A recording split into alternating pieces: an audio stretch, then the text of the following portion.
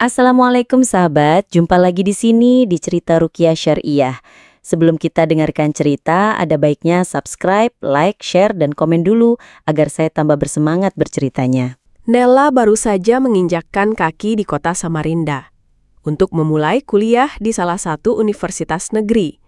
Wajahnya bersih, senyumnya lembut, dan sorot matanya menyimpan ketenangan yang khas dari gadis desa.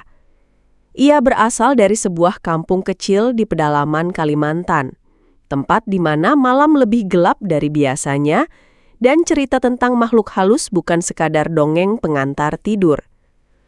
Dengan semangat merantau dan harapan besar dari keluarganya, Nella menyewa sebuah kamar kos di pinggiran kota.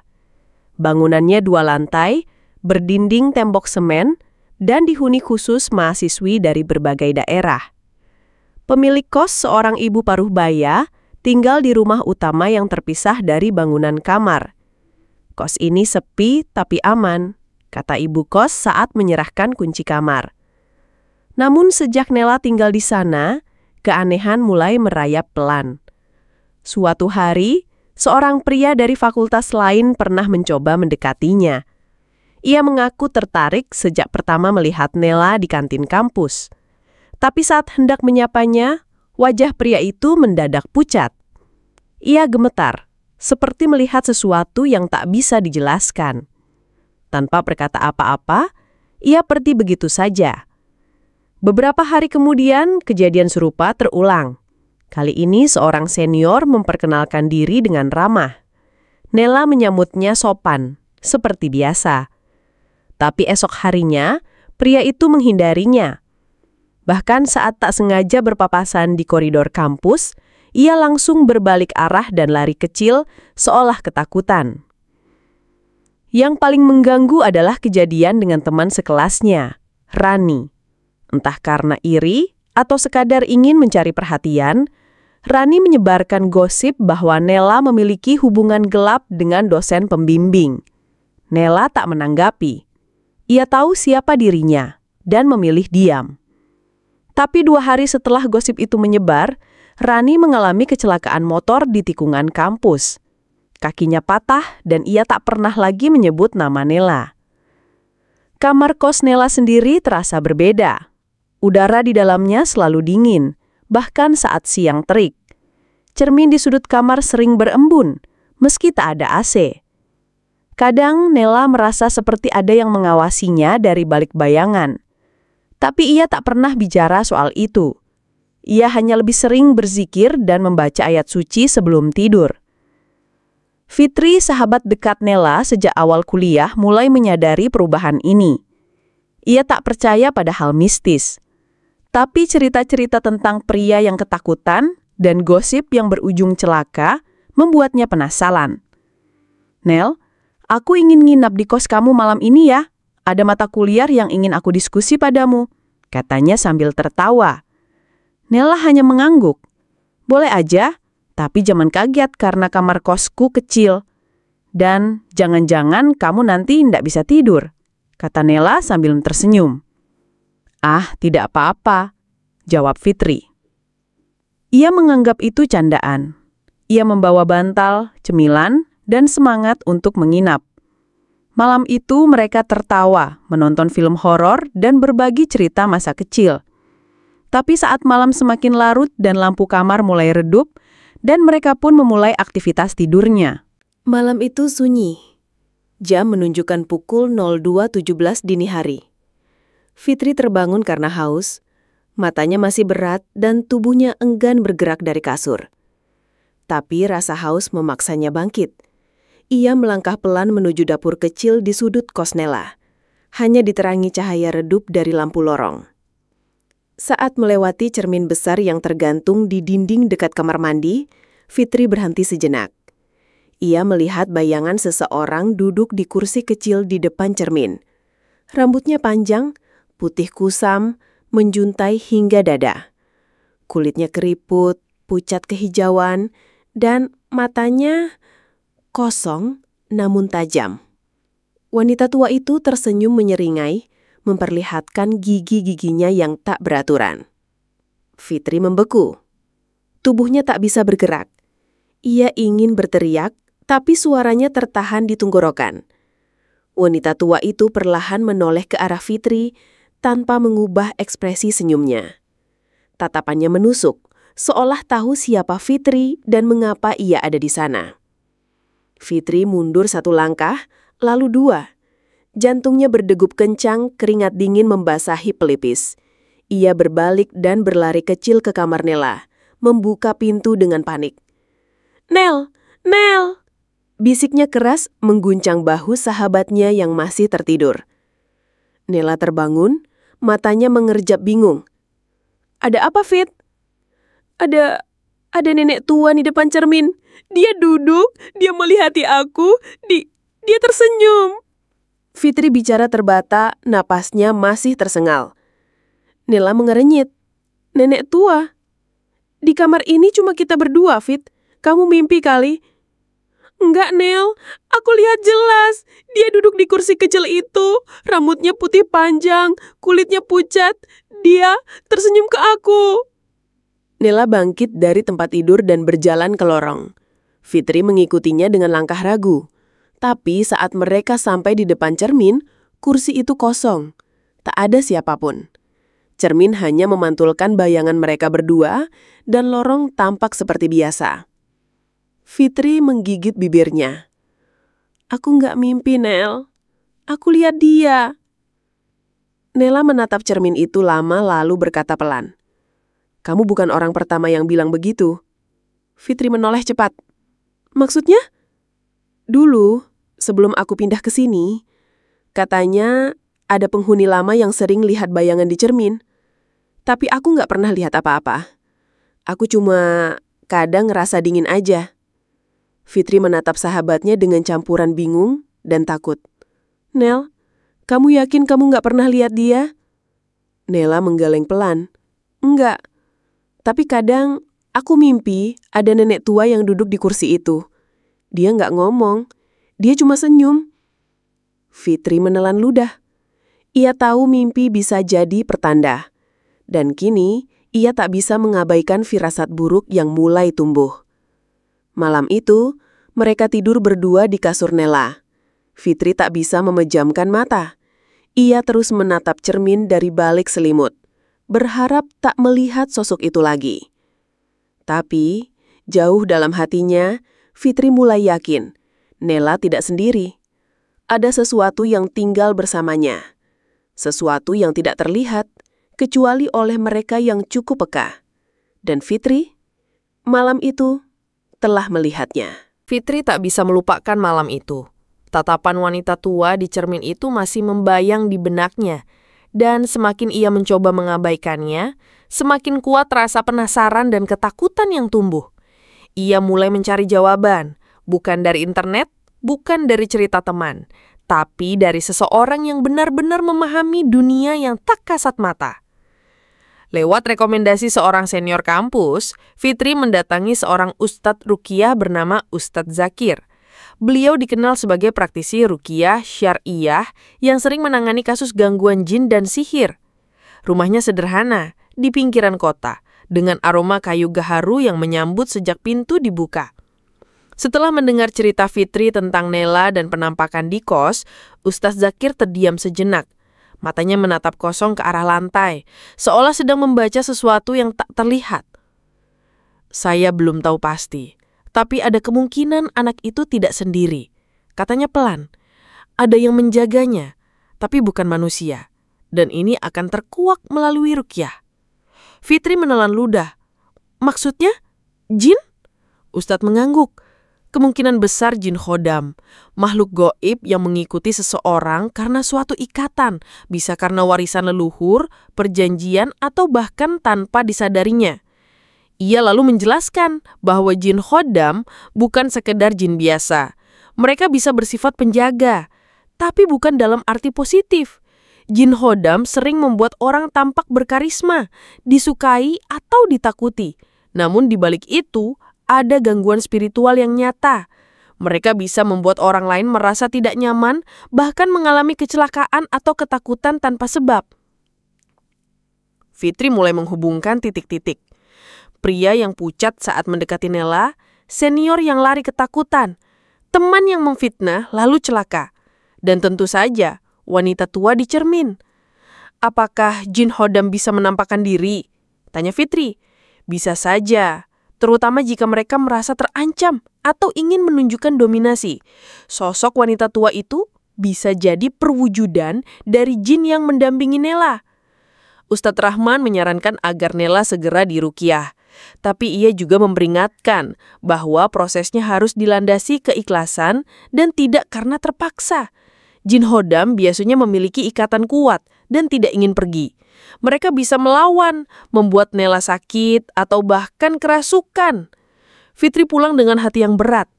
Ia tahu, Nela bukan tipe orang yang mudah percaya pada hal mistis. Tapi ia juga tahu sahabatnya mulai menunjukkan tanda-tanda yang tak bisa dijelaskan secara logika. Malam itu, Fitri duduk di kamar kos Nela. Mereka baru selesai makan malam, dan suasana terasa lebih dingin dari biasanya. "Nel," kata Fitri pelan. "Aku tadi ke rumah Ustadz Ruqyah." Nela menoleh, alisnya terangkat. "Terus, kenapa?" "Aku cerita soal kamu, tentang semua kejadian aneh, tentang wanita tua itu." Nela terdiam, matanya menatap cermin di sudut kamar lalu kembali ke Fitri. "Aku cerita soal kamu, tentang semua kejadian aneh, tentang wanita tua itu." Nela terdiam, matanya menatap cermin di sudut kamar lalu kembali ke Fitri. "Ustadz bilang, kamu mungkin diikuti Jin Hodam." Nela tersenyum, tipis, tapi bukan senyum lega. "Aku pernah dengar soal itu, tapi aku nggak pernah manggil dan melakukan ritual apa-apa, Fit. Kadang bukan kita yang manggil, bisa jadi warisan dari leluhur kita, atau jin itu sendiri yang memilih kita sebagai orang yang disenanginya." Fitri menggenggam tangan Nela. "Aku pengen kamu ikut ruqyah, biar kita tahu pasti. Kalau memang ada yang mendampingi kamu, kamu harus berlepas diri darinya. Mau ya, Nel? Mau ya?" kata Fitri dengan nada memohon. Nela menunduk lama, lalu mengangguk pelan. "Baik, kita coba." Dan malam itu, keputusan penting telah dibuat. Sebuah perjalanan spiritual akan dimulai, bukan hanya untuk mengusir jin, tapi untuk mengungkap siapa sebenarnya yang telah lama tinggal bersama Nela. Hari itu, langit Samarinda mendung. Udara terasa berat, seolah menahan sesuatu yang tak terlihat. Nela dan Fitri tiba di rumah Ustadz Zakir menjelang sore. Di ruang tamu yang sederhana, aroma minyak hajar aswad dan kayu gaharu menyelimuti udara. Di dinding tergantung ayat-ayat Al-Quran, dan di sudut ruangan, sebuah cermin kecil tertutup kain hitam. Ustadz mempersilahkan Nela duduk di atas sajadah hijau. Ia menatap gadis itu dengan tenang, lalu berkata, "Apapun yang terjadi nanti, jangan lawan dengan emosi, tapi lawan dengan zikir." Ruqyah pun dimulai. Ustadz membaca ayat-ayat suci dengan lantang dan penuh kehusyukan. Surat Al-Fatihah, Al-Baqarah, dan ayat-ayat pelindungan mengalun satu persatu. Di awal, Nela hanya menunduk. Tapi 5 menit kemudian, tubuhnya mulai menggigil, tangannya mengepal, matanya terpejam rapat, dan napasnya memburu. Fitri yang duduk di sampingnya mulai panik. "Nel?" bisiknya. Tiba-tiba, dari dalam tas Nela, terdengar suara gemerisik seperti kertas yang dikoyak. Lampu ruangan berkedip, dan di kos mereka yang berjarak beberapa kilometer, cermin besar di lorong retak dengan suara nyaring, meski tak ada siapapun di sana. Ustadz terus membaca. Nela mulai mengerang pelan. Tubuhnya membungkuk, lalu menegang. Dari bibirnya keluar suara lirih, bukan suara Nela. Suara itu serak, tua, dan penuh kemarahan. "Dia cucuku, jangan ganggu aku." Ustadz tak berhenti. Ia menekan telapak tangannya ke ubun-ubun Nela dan membaca ayat kursi dengan lebih keras. Tubuh Nela bergetar hebat lalu mendadak lemas. Ia terjatuh ke samping, terisak tanpa suara. Setelah ruqyah selesai, Nela terbangun dengan wajah pucat dan mata sembab. Aku mimpi nenek itu, katanya pelan. Dia duduk di kursi, menatapku. Tapi kali ini, dia marah. Fitri memeluk sahabatnya. Kita harus teruskan, Nel. Ini belum selesai. Ustadz mengangguk. Jin Khodam itu sudah terlalu lama bersamanya. Ia merasa memilikimu. Tapi kita bisa putuskan ikatannya dengan ruqyah lanjutan dan amalan harian. Ia menjelaskan bahwa Jin Khodam biasanya terikat karena perjanjian leluhur atau warisan spiritual yang tidak disadari. Jin itu bisa menjadi penjaga, tapi juga penjara. Dan saat ikatan mulai diganggu, mereka akan melawan. Malam itu, Nela kembali ke kos dengan tubuh lemas. Tapi gangguan belum berhenti. Saat tidur, ia bermimpi berada di sebuah rumah tua. Di tengah ruangan, nenek itu duduk di kursi goyang, menghadap cermin. Ia menoleh perlahan lalu berkata, "Kamu milikku. Jangan coba-coba untuk pergi." Nela terbangun dengan keringat dingin. Di cermin kosnya, retakan baru muncul. Lebih dalam, lebih tajam. Fitri yang tidur di sebelahnya ikut terbangun. "Nel, kamu bermimpi lagi?" Nela mengangguk. Dia semakin marah, Fit. Dan malam itu, mereka tahu. Perlawanan baru saja dimulai. Jin nenek tua tidak akan pergi dengan mudah. Tapi mereka juga tidak akan menyerah. Ustadz telah menjadwalkan ruqyah lanjutan. Kali ini bukan hanya untuk mengusir, tapi untuk memutuskan ikatan yang telah lama mengakar. Sebuah pertarungan spiritual akan segera dimulai. Antara cahaya dan bayangan, antara doa dan dendam. Setelah ruqyah pertama yang mengguncang, Ustadz Zakir memutuskan untuk menelusuri lebih dalam asal-usul gangguan yang dialami Nela. Ia percaya bahwa Jin Khodam yang mendampingi gadis itu bukan jin biasa. Ada sesuatu yang lebih tua, lebih dalam, dan lebih mengakar dari sekadar gangguan spiritual. Ia meminta Nela untuk menceritakan sejarah keluarganya, terutama dari garis ibu. Nela pun menyebutkan bahwa ia adalah cucu dari seorang dukun tua di kampungnya, Nenek Buyut yang dikenal sebagai Mak Gondang. Meski sudah lama meninggal, nama Mak Gondang masih disebut-sebut oleh warga desa sebagai sosok yang punya ilmu tinggi dan bisa memanggil yang tak terlihat. Ustadz Zakir mengangguk pelan. Inilah titik awalnya. Ia menjelaskan bahwa dalam praktek spiritual kuno, ada ritual pemanggilan jin untuk dijadikan penjaga garis keturunan. Jin itu akan mengikat diri pada darah keluarga dan berpindah ke generasi berikutnya yang dianggap paling cocok, biasanya yang paling sensitif secara spiritual. Nela, kamu dipilih karena kamu adalah pewarisnya. Nela terdiam, matanya berkaca-kaca. Ia teringat masa kecilnya saat ia sering bermimpi tentang wanita tua yang duduk di kursi goyang, menatapnya dari kejauhan. Ia pikir itu hanya mimpi biasa, tapi kini semuanya mulai masuk akal. Jin itu sudah lama menunggu, dan saat kamu pindah ke kota, ia ikut. Ia merasa bertanggung jawab untuk menjaga kamu. Tapi, penjagaan itu bukan perlindungan, itu penguasaan atas dirimu. Fitri yang duduk di samping Nela menggenggam tangan sahabatnya. Kamu bisa lepas dari ini, Nel. Kamu harus kuat ya. Namun gangguan semakin intens. Malam itu saat mereka kembali ke kos, suasana terasa lebih berat. Udara dingin menusuk dan lampu lorong berkedip tak stabil. Di cermin yang retak, muncul kabut tipis seperti embun, meski suhu ruangan normal. Saat Nela hendak tidur, ia mendengar bisikan. "Jangan berani-berani pisahkan aku darimu." Ia terbangun dengan tubuh berkeringat dan jantung berdebar. Di sudut kamar, kursi kecil yang biasanya kosong kini bergoyang pelan meski tak ada angin.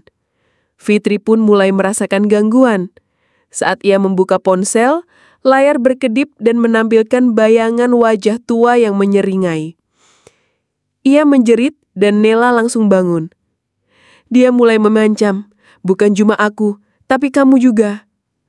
Ustadz Zakir saat dihubungi keesokan harinya memperingatkan bahwa jin hodam yang merasa terancam akan mulai menyerang siapapun yang mencoba memisahkan ikatan ini.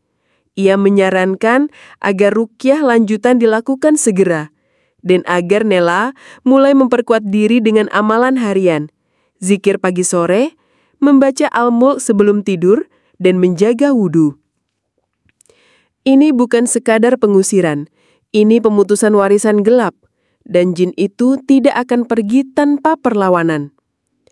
Dengan bayangan yang semakin nyata, jin nenek tua bukan hanya penjaga. Ia adalah pewaris dendam, pengikat warisan, dan kini ancaman nyata bagi siapapun yang berani mengusik ikatannya dengan Nela. Dan malam berikutnya, ia akan menunjukkan bahwa ia tidak main-main. Hari itu, langit Samarinda cerah. Tapi hati Nela terasa gelap. Ia tahu ruqyah terakhir ini bukan sekadar ritual. Ini adalah pertarungan. Ustadz Zakir telah memperingatkan bahwa jin hodam yang sudah lama menetap tidak akan pergi dengan tenang. Ia akan bertahan, melawan, dan mungkin menyakiti. Ruang ruqyah dipersiapkan khusus. Di tengahnya, sajadah hijau dibentangkan, di sekelilingnya, ayat-ayat suci dipasang di dinding. Nela duduk bersila, ditemani Fitri dan 2 anggota keluarganya yang datang dari kampung. Mereka membawa air zam-zam, minyak aswad, dan doa yang tak putus-putus. Ustadz Zakir memulai dengan membaca surah Al-Baqarah, lalu ayat kursi, dan ayat-ayat ruqyah lainnya. Suaranya lantang, penuh keyakinan. Di menit ke-10, tubuh Nela mulai bergetar. Matanya terpejam, tapi air mata mengalir deras. Tangan kanannya mengepal, dan dari bibirnya keluar suara serak yang bukan miliknya. Dia adalah milikku, kalian tak bisa mengambilnya dariku. Suara itu tua, penuh dendam. Ruangan terasa dingin, lampu berkedip, minyak hajar aswad di botol kecil bergetar, seolah ada angin yang tak terasa. Ustadz terus membaca. Ia menekan ubun-ubun Nela dengan lembut, lalu menyiramkan air ruqyah ke tangan dan kaki Nela. Tubuh gadis itu mendadak menegang, lalu melengkung ke belakang. Dari mulutnya keluar jeritan panjang, bukan suara manusia biasa. Dan saat itu terjadi, semua orang melihatnya. Bayangan wanita tua muncul di sudut ruangan. Rambut putih panjang, kulit keriput kehijauan, dan senyum menyeringai yang mengerikan. Ia tidak berbicara, hanya menatap tajam ke arah Nela. Lalu perlahan bayangan itu memudar seperti asap yang tertiup angin. Nela terjatuh ke depan, tubuhnya lemas. Ia menangis, bukan karena takut, tapi karena lega. Alhamdulillah, dia sudah pergi, tanya Fitri dengan suara gemetar. Ustadz mengangguk pelan. Ikatan itu telah diputus, tapi jin seperti itu bisa mencoba kembali. Nela harus kuat, harus menjaga diri. Ia memberikan amalan harian, dzikir pagi dan sore, membaca Al-Mulk sebelum tidur, menjaga wudhu, dan tidak menyimpan benda-benda warisan spiritual dari leluhur. Nela berjanji akan melakukannya. Ia tahu, kebebasan ini bukan akhir, tapi awal dari kehidupan baru yang harus dijaga dengan iman. Malam itu mereka kembali ke kos, tapi suasananya sudah berbeda. Cermin yang retak kini pecah total, seolah tak sanggup lagi menampung bayangan yang pernah tinggal di sana. Kursi kecil di lorong patah tanpa sebab, dan udara dingin yang dulu menyelimuti kamar hilang. Beberapa hari kemudian, Nela memutuskan untuk pindah. Kos itu dikosongkan. Ia memilih tempat baru yang lebih terang, lebih ramai, dan lebih hidup. Di sana ia mulai menata ulang hidupnya, dengan semangat baru dan tanpa bayangan yang mengikutinya.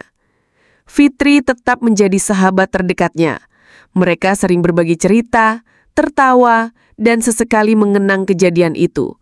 Tapi kini, Nela bukan lagi gadis yang dibayangi jin. Ia adalah gadis yang telah melawan, bertahan, dan menang. Dan meski sesekali mimpi tentang nenek tua itu masih datang, Nela tahu dan ia tak takut lagi. Ia telah memilih cahaya, dan cahaya itu kini tinggal bersamanya.